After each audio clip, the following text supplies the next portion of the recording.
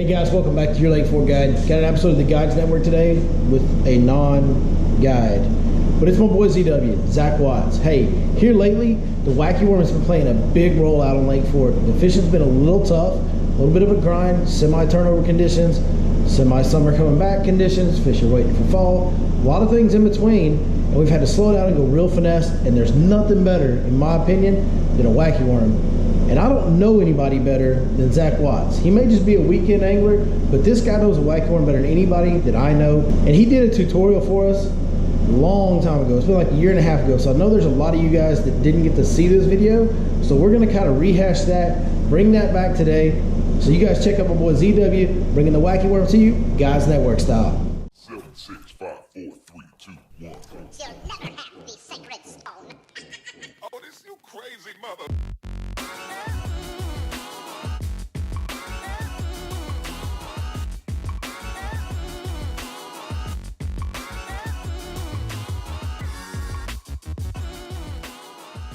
We're going to talk about fishing a wacky worm. First thing I want to go over is a couple of misconceptions with the wacky worm. One of the biggest misconceptions you'll see with a little bit, I don't want to say non-experienced fishermen, but fishermen that don't fish the wacky worm enough, is that you have to have light line, light tackle, spinning rods, spinning reels, so on and so forth. That is just absolutely not true. I have fished a wacky worm for 15, 20 years, and I have never thrown a wacky worm on anything other than a bait cast setup.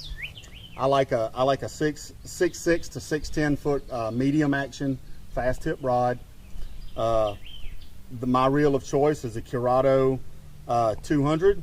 So even though I'm using a bait cast setup, wacky worming is still a finesse technique. Okay, so I'm a big believer that I will only throw this on fluorocarbon line. Usually go with either 12 to 15 pound test fluorocarbon. It keeps it more of a finesse technique because of the way it falls with using that fluorocarbon, and the fact that the fish have that much harder of a time seeing the line. Now, there's my three main wacky worm baits are going to be the Zoom trick worm in a variation of colors, watermelon red, watermelon candy, watermelon magic. Those are probably my three favorites. I'll also wacky worm a stick bait. There's a variety of stick baits out there. I like the Smash Stick. I actually caught the second biggest fish I ever caught in my life on the Smash Stick rigged wacky. Old B-Law, your Lake Fork guide, happened to be in the cove I was fishing, and we actually got a clip of it right here, so take a look. Zach, what'd you catch? Caught a bait. 23 and a half. A 10 pounder that's in the slot. That's a slot fish 10 pounder. Billy, what does that mean? 24 inches. It has to be over 24 inches to keep in a tournament or something. Yeah. And it's 16 to 24 you can't keep. So 23 and a half, that would break your heart in a tournament, bro. Now, last but not least, my third favorite option for wacky rigging is the LFT ring fry. Very versatile bait. What I want to talk about now is how do we rig this?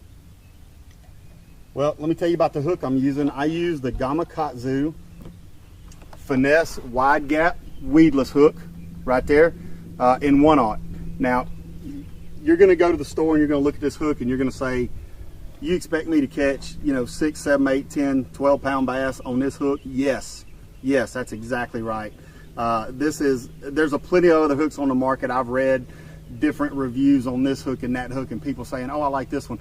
By far, I will fish this hook over any hook on the market if I'm fishing a wacky worm. Now, the way we like to rig this bait is just simply on the Zoom trick worm. You'll see that little fat hump there in the middle of it. I like to go about 3 rings back and just hook it right through the center there to where it's, hanging off in the upright position. Now, it doesn't stop there. One thing that I didn't mention is that I never fish a wacky worm weightless.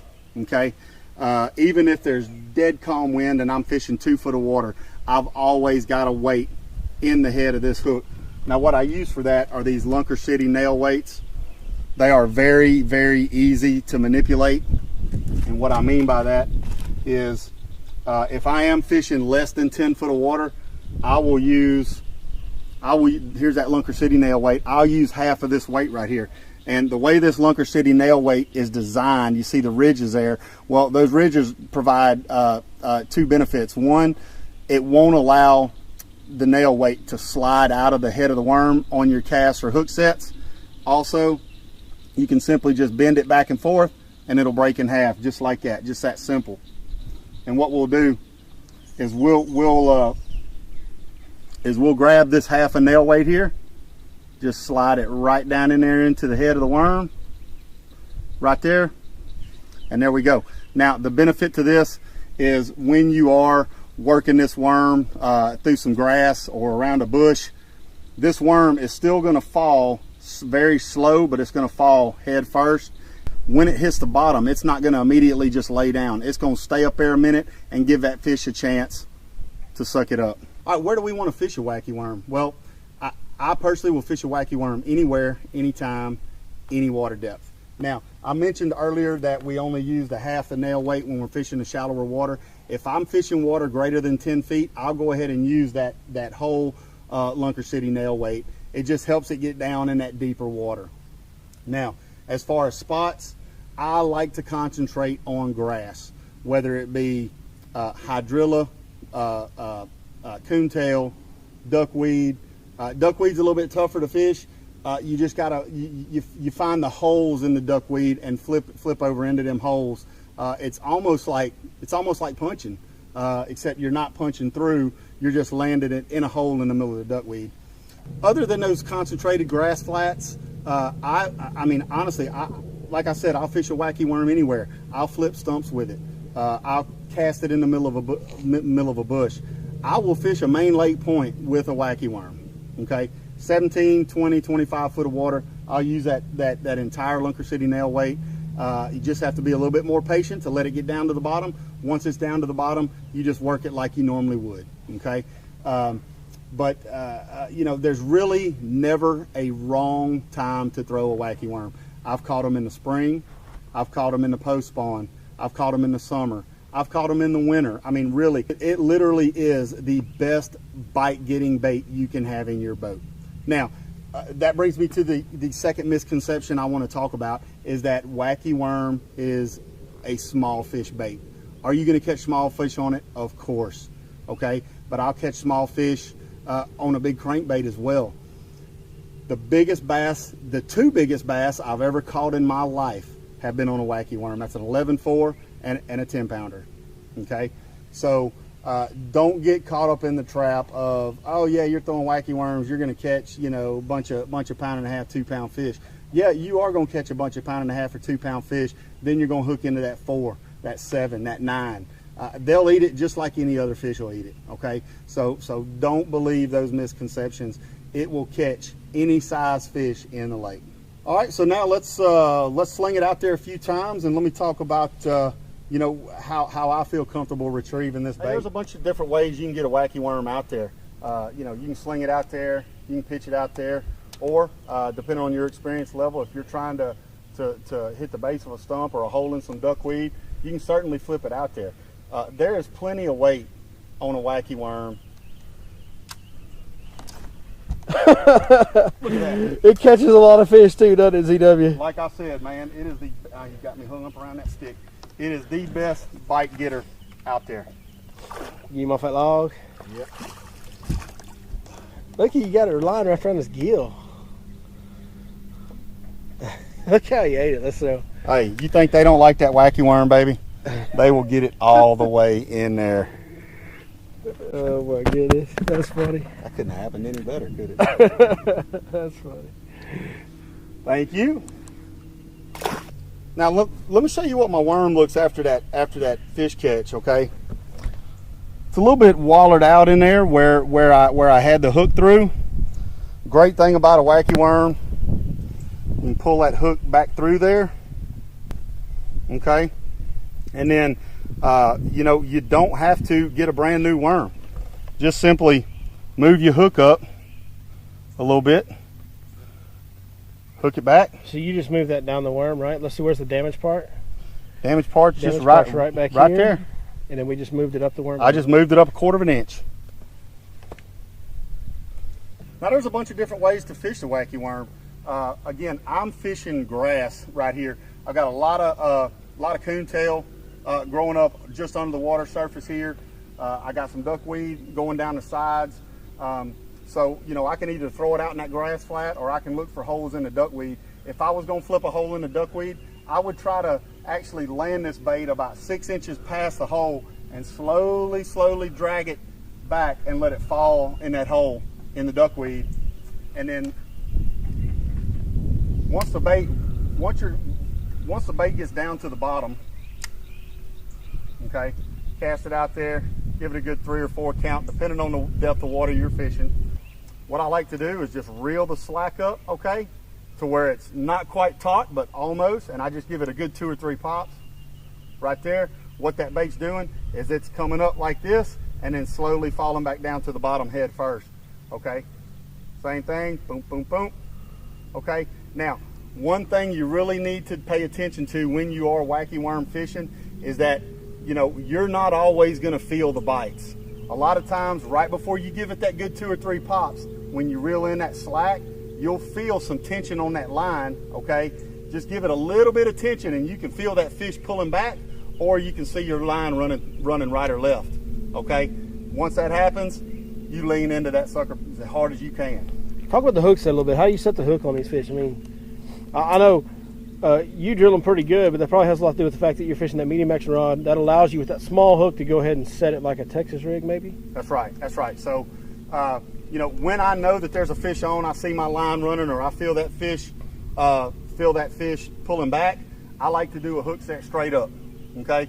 Because, you know, we showed you the hook earlier. It is a very small Gamakatsu finesse weedless hook, but when you set that hook straight up, it pulls it straight up into the top of their mouth.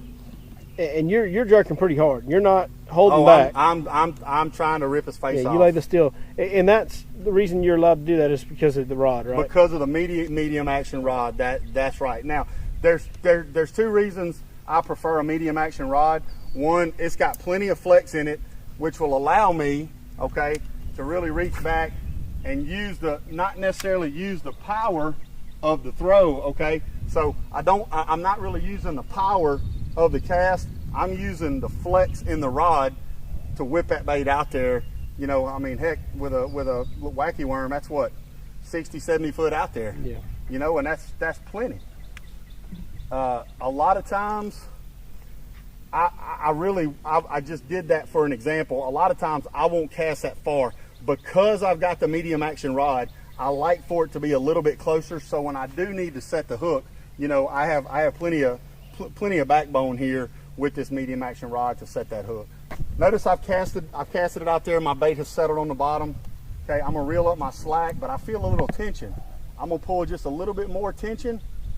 Okay, I don't feel anything pulling back. I don't see my line running right or left, so I know I'm on grass. So I just give it a good pop, and it pops free of that grass, and then it comes on down head first. Okay, so you know, like I said, just because you feel tension on your line, that does not mean a fish is on there. We're fishing grass. We expect this bait to come up against that grass stalk like this, okay, and then once you pop it, and comes off of that grass stalk like that. There it is again, another piece of grass, okay.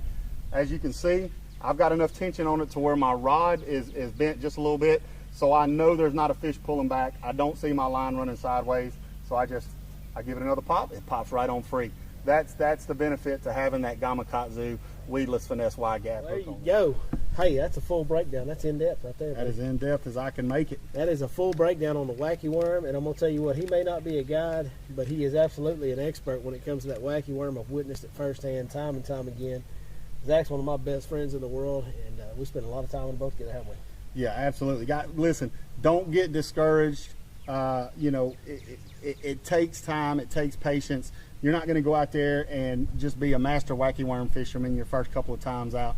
Heck, I used to run B-law all up and down this boat because I'd be hammering fish on wacky worm and he'd still be trying to figure it out.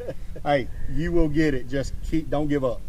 Yeah, it's a great bait. It's a great bait for beginners. It's a great bait for kids, for women. Anybody new to the sport, just because it Absolutely. just gets, once they get that feel of it, it gets so many bites. And tough conditions. I don't know if it was tough conditions or if we were fishing wrong or what it was. Either way, we were having a tough day. We were having a tough day on this trip. And lo and behold, what catches the biggest fish? The wacky worm. Man, I've seen it happen so many times, and I've seen this guy catch some giants. I mean, trophy fish on it. So learn this technique. Days when you're struggling, when it's tough, put it in your hands and try and figure it out. All you new fishermen out there, put it in your hands religiously. I promise you'll catch more fish with it. And I guess that's about it, ain't it? Yep. Thanks for letting me come on and talk about wacky worm fishing a little Appreciate you doing this. bit. Yeah, man. buddy. No Thank problem. you. All right, guys. Well, that's what we do here at the Guides Network. He may not be a guide, but we're going to bring experts. And in the springtime, it's a little bit tough. But as we get back into summer, we're going to try and bring more guys back on here to get you the biggest wealth of knowledge you can find anywhere in the world as far as fishing information goes. And we will always go in depth like we always do here on Your Lake Fork Guide. Appreciate you guys watching. Hope you liked this video. If you did, hit that thumbs up. If you want to see some more, be sure and subscribe. It'll notify you every time we do a new one. And we will see you next time right here On Your Lake Fork Guide. Good fish. Lake Fork, Texas, baby. The old smash stick does it again.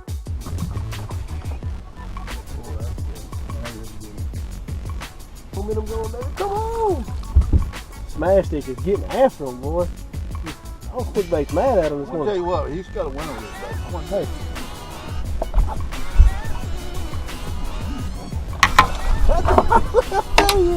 That might be the biggest one yet.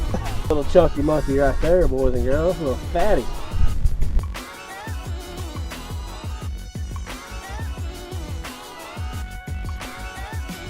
Dude!